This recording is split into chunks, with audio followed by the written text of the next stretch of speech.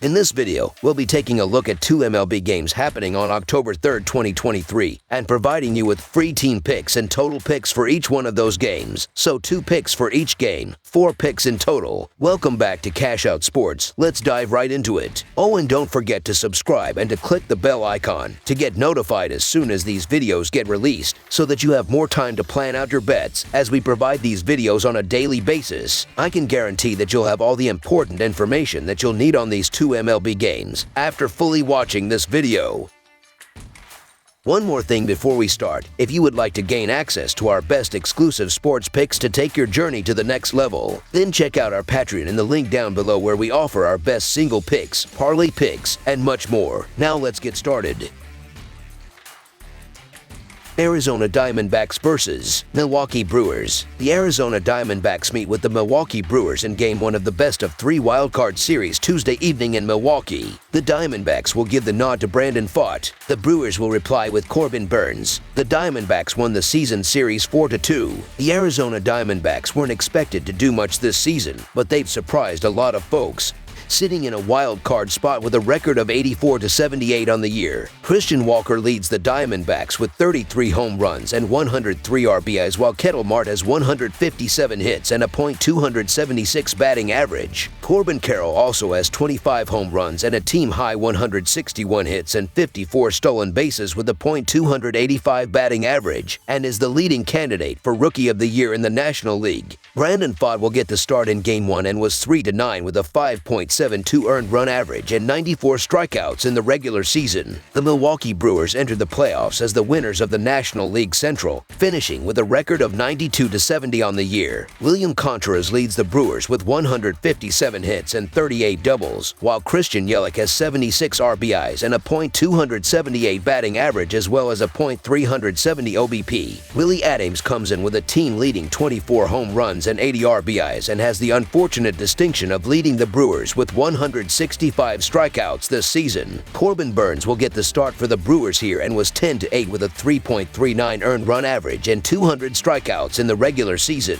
The Diamondbacks were one of the surprise teams this year, as they led the National League West for most of the first half of the season and then held on for the final wildcard spot down the stretch. This offense is young and fun, led by the clear-cut Rookie of the Year Corbin Carroll. Carroll's 25 homers and 54 stolen bases have made him one of baseball's most electric players. He and the Diamondbacks will have their work cut out for them in this series, though, as the Brewers have what is maybe the best 1-2-3 pitchers in baseball with Corbin Burnes, Brandon Woodruff, and Freddie Peralta. The Brewers got here on the strength of that pitching staff, which also includes the second lowest bullpen earned run average in baseball. That is good, because their offense often struggles. Christian Yelich has not been healthy during the second half, battling back problems. They picked up some veteran bats at the deadline in Carlos Santana, Mark Canha, and Josh Donaldson. That's not a group I would want to have to count on. But the Brew Crew has posted a 34-20 record since the trade deadline, so something about the formula has worked. Tuesday's pitching matchup should heavily favor the Brewers, though, and that is the primary reason for my run line play in this one. Corbin Burnes will go first for Milwaukee. While it is worth noting that Burnes saw Arizona in July and gave up a touchdown, we shouldn't expect that again. Burnes should be his usual dominant self. The Snakes will turn to rookie Brandon Pfaadt. I really like Pfaadt, and I think the future is very bright for him, but he is going to be overmatched in this one. The rookie has been very up and down over the past month, but even if he turns in a strong start on the biggest stage of his life, the Arizona bullpen is a tremendous disadvantage compared to Milwaukee's. The rookie posted a 4.32 earned run average in September and issued a poor 5.72 earned run average and a 1.41 WHIP in 96 innings on the season. The Brewers have been outstanding at home, winning 8 consecutive home series. Furthermore, Corbin Burnes is rested and has allowed just 4 runs in his last 22 innings pitched. He has registered a solid 3.77 career earned run average against the Diamondbacks. Woodruff has dominated in his brief work in the postseason, allowing just 2 runs in 15 career innings. The Brewers have won 4 of their last 5 games. They are playing very well offensively and scored 17 runs in their last 4 games. Even though Pfaadt has done a good job on the mound in recent starts, he has struggled on the road, where he has given up 16 runs in his last 4 starts. With Arizona's bullpen also struggling at the moment, they will have a hard time slowing down the Brewers in this game. The Diamondbacks have lost 4 of their last 6 games. They aren't playing well well offensively and scored only 3 runs in their last 4 games. Their offensive struggles will continue in this game because Burns has been brilliant on the mound in recent starts and didn't give up a run in 3 of his last 4 starts. He gave up 4 runs in his last 2 home starts, and with Milwaukee having the second best bullpen in the league,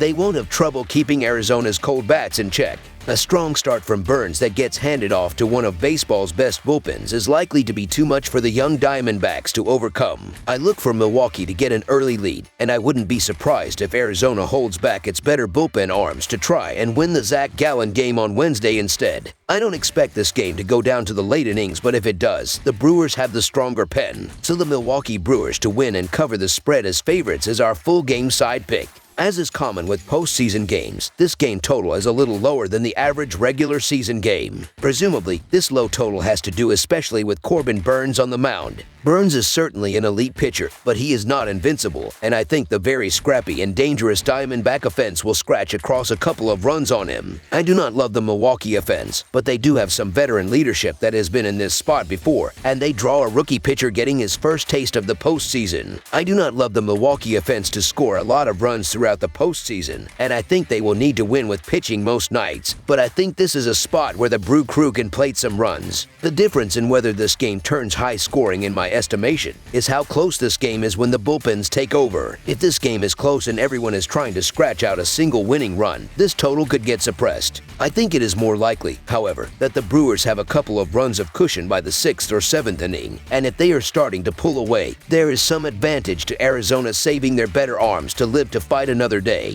If that happens, we might see some late Milwaukee runs. Still, postseason is tough on scoring, and we do have good pitchers out there. I figure this game is somewhere around 6-2 or 6-3, right on the number. Over the projected total is our full game total pick. Miami Marlins versus Philadelphia Phillies. Major League Baseball kicks off the wildcard round of the playoffs on Tuesday, and one of the matchups will feature the Miami Marlins taking on fellow National League East rival the Philadelphia Phillies in Philadelphia. The Phillies finished the season at 92-70 and clinched the #1 wildcard spot, while the Marlins finished the season at 84-78 and won the tiebreaker over the Diamondbacks to earn the second wildcard seed. Heading into the 2023 season, not many had the Marlins making the playoffs, but they are here, and now they are only 2 wins away from making the next round. One shocking stat surrounding the Marlins is they have a run differential of -56, which is the worst in baseball history. This isn't a team that was exactly known for their offense, but one of the key guys was Luis Ariz, who finished with a batting average of .354. One of the real strengths for this Marlins team is with the bullpen, and that could end up being key. On the mound for the Marlins is Jesus Luzardo, and he sits with an earned run average of 3.63. In his last start, he went 7.1 innings, giving up 4 hits and 1 run. There is a lot of pressure on the Phillies heading into this series. There is no pressure for the Marlins because just making it this far is great for them. Everyone expected the Phillies to make the playoffs now though, and losing this series would be an upset. For the Phillies, it's all about the bats, and the bats are going to be key here. Kyle Schwarber has hit 47 home runs and driven in 104 RBIs. Bryce Harper has also hit 21 home runs and driven in 71 RBIs. On the mound for the Phillies will be Zach Wheeler, and he finished the regular season with a 3.61 earned run average.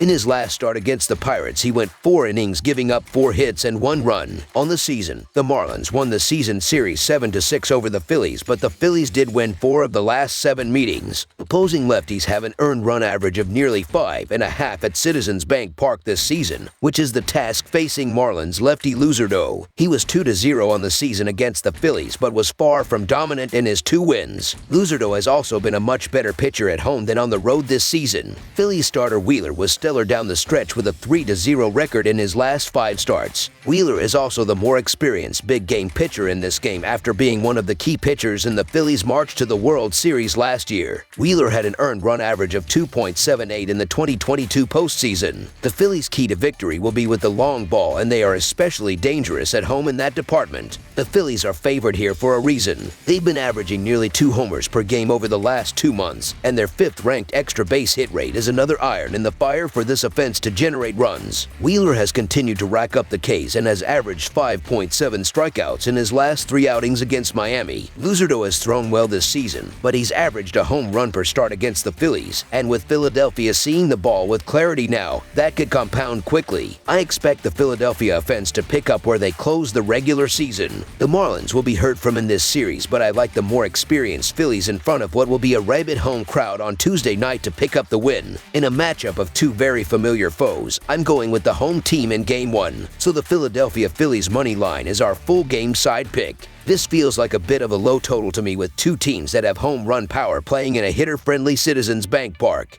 While both pitchers have pitched well down the stretch, each will be turning it over to what I will respectably call inconsistent bullpens. The Phillies have turned to Jose Alvarado to close games after Craig Kimbrell faltered in August. The Marlins have gone through 3 different closers this season before settling on Tanner Scott down the stretch. This series will likely hinge on which bullpen gets hot and shuts down the other team. The Phillies win based on their ability to mash the baseball, ranking 5th in the league in slugging percentage. The Marlins addressed their lack of power at the deadline and have improved with corner infielders Berger and Bill. The two teams went over this total 7 times in their head-to-head matchups this season and went 4-2 to the over in the 6 games played in Philadelphia. Over the projected total is our full game total pick.